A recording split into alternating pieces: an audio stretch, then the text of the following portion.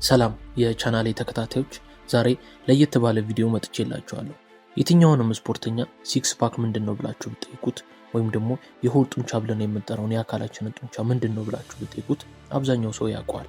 እኔም ዛሬ የመጣሁላችሁ የሆድ ቅርጽ እንዴት ማጎልበት አለባችሁ ብዬ ልነግራችሁ ሳይሆን ከሲክስ ፓካችን ጎንና ጎን የሚገኘውን ኦብሊክ መስል ተብሎ የሚጠራውን ወሳኝ የሆነ የሆድ ጡንቻ ልነግራችሁ ነው የመጣሁት። ይሄ ጡንቻ ኮዳችን ቪ ሼፕ የሆነ ስትራክቸር እንዲኖረውና ሰውነታችንን በአጠቃላይ ስናየው የሚያምር ኤስቴቲክ እንዲኖረው ከሚያደርጉ ጡንቻዎች መካከል ነው። ይህንን ጡንቻ እንዴት ማሳደግ እንዳለባችሁ አብዛኞቻችሁም አታውቁትም። ምን አይነት መስል እንደሆነ ራሱ ብዙዎቻችሁ አታውቁም።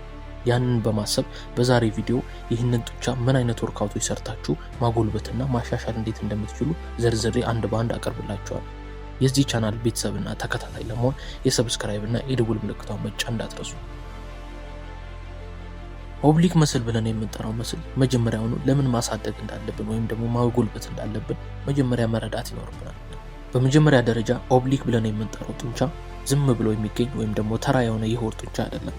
ይሄ ጡንቻ ስቴብል የሆነ እንቅስቃሴና ትክክለኛ የሆነ እንቅስቃሴ እንዲኖሩን ከሚያደርጉ የጡንቻዎች መካከል አንዱ ነው። እናም ደግሞ የሚያምር ሰውነት የምንፈልግ ከሆነ የሚያምር ስትራክቸር እና ቪ የሆነ ስትራክቸር ወይም ደግሞ ኢሜጅ እንዲሰጠን ከሚያደርጉ መስሎች ውስጥ አንዱ ነው። ይህንን ማጎልበት አንደኛ ከውበትም አንጻር ይጠቅመናል፣ ሁለተኛ ደግሞ የጠነከረ ኮርና ወይም ደግሞ የሆድ ጡንቻ እንዲኖረን ያደርገናል ማለት ነው። ኦብሊክ መስል ውስጥ ሁለት አይነት መስሎች አሉ። አንዱ ዲያጎናል ኦብሊክ ብለን የምንጠራው ነው። ይሄ ሽሬድድ ወይም ደግሞ መስኩላር እንድንመስል የሚያደርገን ሲሆን፣ ሌላኛው ደግሞ ኢነር ኦብሊክ ብለን የምንጠራው ነው። ይሄ ከወገባችን ወደ ታች ቪ ሼፕ ሰርቶ የሚወርደው የጡንቻችን አካል ነው ማለት ነው። እነዚህ ሁለቱ ማሳደግ ከላይ ከነገርኳችሁ ጥቅም ላይ አንድ ላይ በመሆን የሚያምር ውበት ይሰጡናል ማለት ነው። አሁን ስምንቱን በደረጃ የተቀመጡ ወሳኝ የሚባሉ ኦብሊክ መስላችንን ሊያሳድጉ የሚችሉ ወርካውቶችን እዘረዝርላችኋል። በመጀመሪያ ደረጃ ላይ የምናገኘው ብዙ የሳይንስ ጆርናሎች አንደኛ ብለው ራንክ ከሚያደርጉት ወርካውቶች ውስጥ አንዱ ነው። ስሙም ባይስክል ክራንች ተብሎ ይጠራል። ይሄ ኤክሰርሳይዝ ሆዳችን ላይ የሚገርም ቴንሽን ስለሚያሳርፍና በተለያዩ አቅጣጫዎች ሮቴት ወይም ደግሞ ስለሚሽከረከር የተለያዩ የሆዳችንን ቅርጾች ወይም ደግሞ አካላቶች እየነካና እያሰራልን ይሄዳል። በተለይ ደግሞ ኦብሊክ መስላችንን። አሰራሩ እንዴት መሰላችሁ? ምንጣፍ ላይ ወይም ደግሞ መሬት ላይ ተኝተን የሲታፕ ፎርምን እንይዛለን። ከዚያም እጃችንን ጭንቅላታችን ላይ አድርገን አንገታችንን ትንሽ ቀና ካደረግነው በኋላ እጃችንን ሳይክል የምንነዳ ያህል በማስመሰል ወደፊትና ወደኋላ እያደረግን ሆዳችንን እናሰራዋለን ማለት ነው። ቀለል እንዲላችሁ ቪዲዮ ላይ መመልከት ትችላላችሁ። ይሄ እንቅስቃሴ ትልቅ የሆነ ቴንሽን ሆዳችን ላይ ያሳርፋል። ያ ቴንሽን ደግሞ ኦብሊካችንን እንዲወጥረውና ኦቨርሎድ በማድረግ ያ ጡንቻ እንዲነቃቃና እንዲሰራ ያደርገዋል።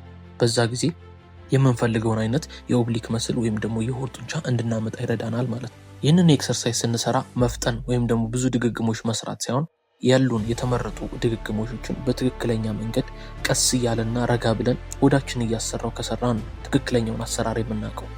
እየፈጠንን ወይም ደግሞ ከበቂ በላይ 40-50 ድግግሞችን ስለሰራን ሆዳችን ይለወጣል ማለት አይደለም።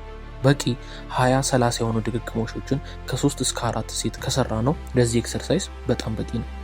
ሁለተኛ ላይ የምናገኘው ኤክሰርሳይዝ ሃይቱሎ ኬብል ውድ ቻፐርስ ብለን የምንጠራው ነው። ይህንን ኤክሰርሳይዝ ለመስራት ኬብል ያስፈልገናል። ኬብሉን በትከሻችን ቁመት እናደርገውና ሰውነታችንን በጎን አቅጣጫ ወይም ደግሞ በትከሻችን ልክ እናቆመዋለን።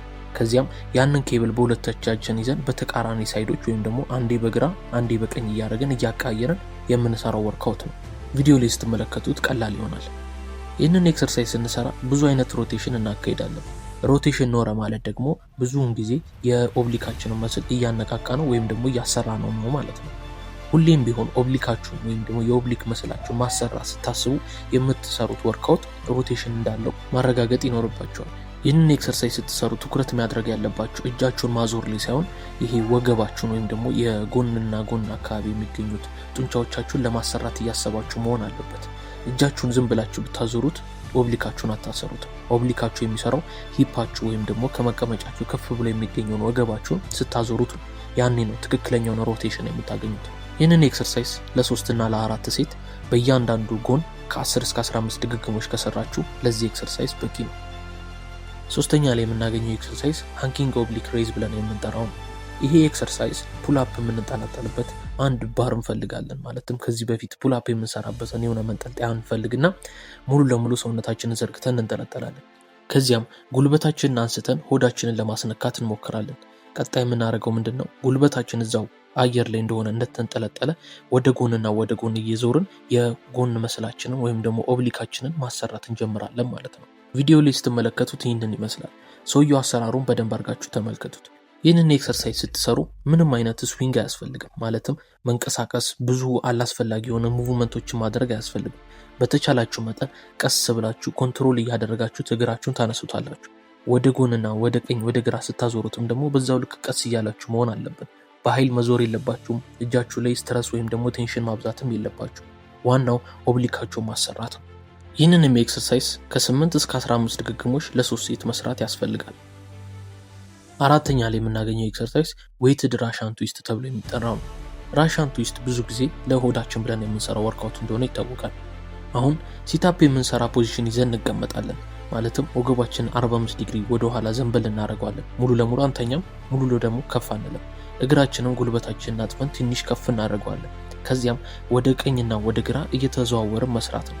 ይህንን ኤክሰርሳይዝ ስንሰራ ደግሞ የሆነ ያህል ኪሎ መያዝ ይኖርብን። ይህንን ስናደርግ ኦብሊክ መስላችን የቴንሽን ስሜት ይሰማዋል፣ ወይም ስንሰራው የማቃጠል ስሜት ይሰማናል። በዚህ ሰዓት ኦብሊክ መስላችን ወይም ደግሞ የጎን አብሳችንን እያሰራ ነው ወይም ደግሞ እያነቃቃ ነው መሆኑን እርግጠኛ መሆን እንችላለን ማለት ነው። የምንይዘው ኪሎ ከባድ የሚባል መሆን የለበትም። ከ5 ኪሎ ወይም ደግሞ ከ6 ኪሎ ባይበልጥ ይመከራል።